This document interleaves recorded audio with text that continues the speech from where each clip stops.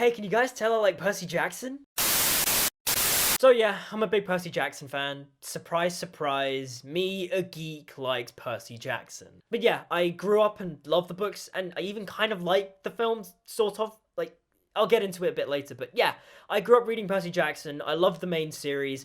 I read bits of the Heroes of Olympus, like I read the first two books, and I wanted to read the Mark of Athena, but I just never went and read it. And the thing that I love most about the Percy Jackson books is that like they managed to blend the epicness of Greek mythology whilst also keeping it, contemporary instead of modern day. And they were just really funny books. So it's been announced that a Percy Jackson TV series is coming to Disney+.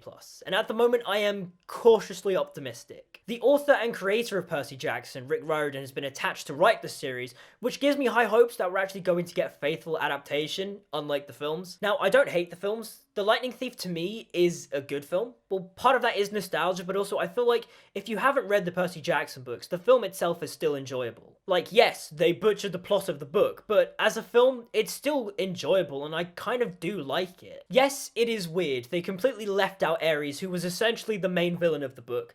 They combined Annabeth and Clarice together as one character. They made Luke, the unexpected villain of the first book, the main villain of the film. But at the end of the day, I just like it. I also really loved Logan Lerman as Percy. Like, he was a great casting choice to play Percy Jackson. It's just a shame that he wasn't written like Book Percy, because like Book Percy is really funny. Whether he intends it or not, Percy is just a naturally quippy and funny character. But film Percy is just, so weighed down by the worlds and is kind of just a bit of a downer. It's just a shame that Logan Lerman didn't get the chance to play that upbeat and quippy Percy, because like, Book Percy is the best. So yeah, Lightning Thief, I liked it. It's a solid film. It's not the best thing ever, but it is enjoyable.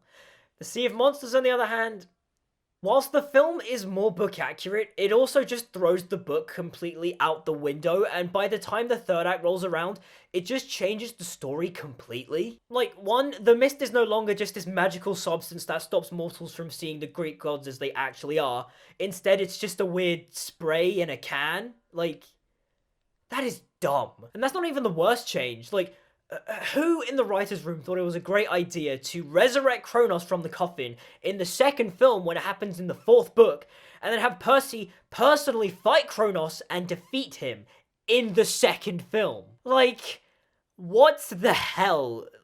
Who wrote that? Oh yeah, it all makes sense now, coming from the guy who killed off Black Canary and decided to replace her with Felicity, a random tech nerd that didn't really exist in the comics, but the showrunner thought that would be a great love interest for Oliver Queen because they had chemistry that one time. Hopefully nothing like that will happen in the series, but I'm also slightly cautious because of what happened to Artemis Fowl.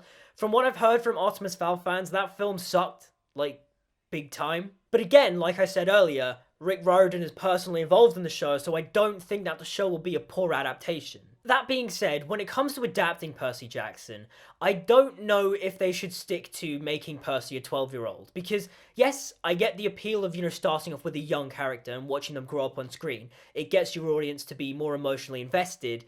I just think it's weird that when it comes to Percy Jackson, they are 12-year-olds fighting giant monsters with swords. Like, to me, it might just look a little bit ridiculous watching a 12-year-old fight a fully grown adult man like Percy does with Ares at the end of the Lightning Thief book. But that's not to say that it can't work. In The Lion, the Witch, and the Wardrobe, when Peter fights the White Witch, that fight is awesome. Because not only is there this really cool bit here,